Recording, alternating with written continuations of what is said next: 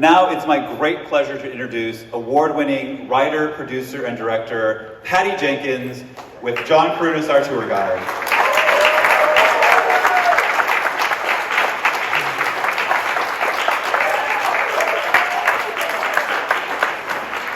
I get to be the producer today. I get to be director. Hi guys, thanks for coming. Patty, thank you so much for being here and doing this with us. I feel like your name has been floating around here for such a long time. It's like you've been such a part of us for so long, and now you're finally here. So thank you so much for doing this, and again, being here with us to celebrate this. So happy to be here, and as somebody who has, tried to even absorb how amazing the history of Warner Brothers is all the time myself, I'm excited to be here and see it. So thank you for having me. You're standing right behind that wall, just kind of geeking out about the things on the walls, like the classic movies. So again, thank you so much. Jumping right into it, having had the chance to now walk through the exhibit and see some of the things that we have to offer in action and magic, and obviously props and costumes from Wonder Woman and Wonder Woman 1984. I was wondering if there was anything that you saw along the way that really stuck out to you, that sparked a specific fond memory from filming, something that when you saw it reminded you of a time on set or a time making your movies. I think what's so incredible is that each of those objects in there is something that was something so different to me so recently. It was something that a great artist would make, and I would labor over making notes on and seeing new versions of. So particularly like the wings from Wonder Woman 1984, to see those out in full display. We actually made those wings on set. We didn't really need to, because you could just do them in CG, but we did. And so everything about the curvature of the line on the top, and I found myself going back into that critical mode of oh good, you guys really got that line right. But so many of those objects are such beautiful things ultimately that these great people that I work with have ended up creating. And so yeah, they all bring back great memories. What's been your experience directing such an iconic character? Not only on the individual side of the movies as they stand alone, but being part of the DC family. What's been your experience? It's an incredible honor. It's such an honor that you kind of can't even, you don't know what to do with it. When I think about growing up watching Superman and watching all the Batmans, and then I get to be the person who makes Wonder Woman, what do you do with that thought process? I don't even know.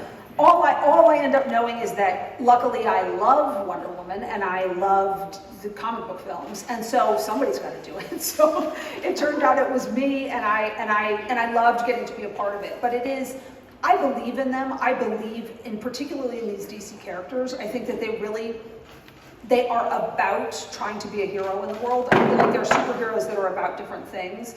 A lot of superheroes are about, being unlikely and chosen. That's not really the DC superheroes. The DC superheroes are about what do you do if you had great power and you could help people. And I love that, and I believe in that. So it's been incredible to be get to play in that sandbox. What does it mean to you that, we have obviously people here today to see these things, but on Saturday, June 26th, guests walk through the doors again, and they're going to come see these things for themselves. What does it mean to you that people can come see it and really step into the world that you've helped create, and it leaves a lasting impact on them? What does it mean to you that people can come experience this? I think that Warner Brothers has always been sitting upon such a treasure trove of legendary history that it's always been hard to understand what to do with it. When I get to walk around the lot and realize that I'm shooting in the stage where Casablanca was shot, or where Streetcar Named Desire was shot. What do you do with that? So many movies that we all worship as some other thing that you can't even believe people made happened right here. And so I think it's incredible for people to get to come in and actually look at the photographs, look at the props, look at, Warner's address book, look at these things, because what our entire city is based on this film industry, and what a major anchor Warner Brothers has been to building that industry. So of course there should be a great museum to celebrate and honor that. Now I want to ask you about Wonder Woman and Wonder Woman 1984. Okay, so Wonder Woman, huge hit, mega hit. The world loved Wonder Woman, still do.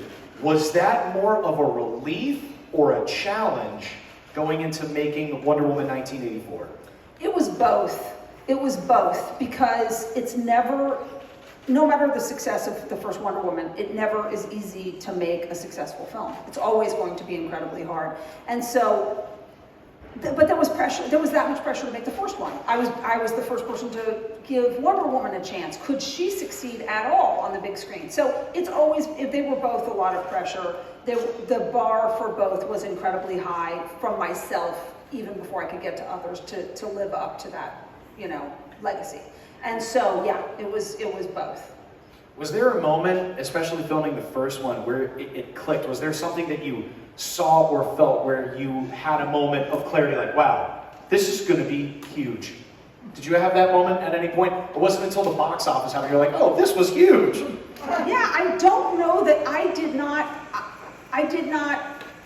it couldn't be good enough for me when we were shooting. So I don't think I was like, wow, we're killing it. I don't think I ever felt that way. I was always checking the barometer of like, wow, this is everything that Wonder Woman should be. But it was always, up until the movie is literally done, you know, even No Man's Land, we finished the movie and I made us stop the presses and said, wait, give me one more cut at the score.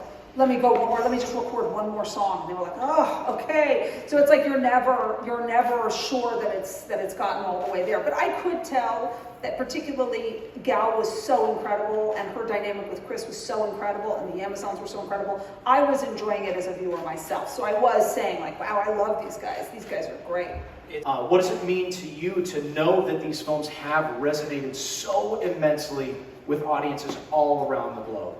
It's incredible. I believe in these movies. I believe in superhero movies. I believe that these are our mythical characters of our time that we're able to tell universal stories through. So it's something that is, you know, and I believe in Wonder Woman. I believe in what she stands for. And so the idea that she teaches love and forgiveness and kindness and compassion on top of being an incredible badass is she's the superhero for our times to me.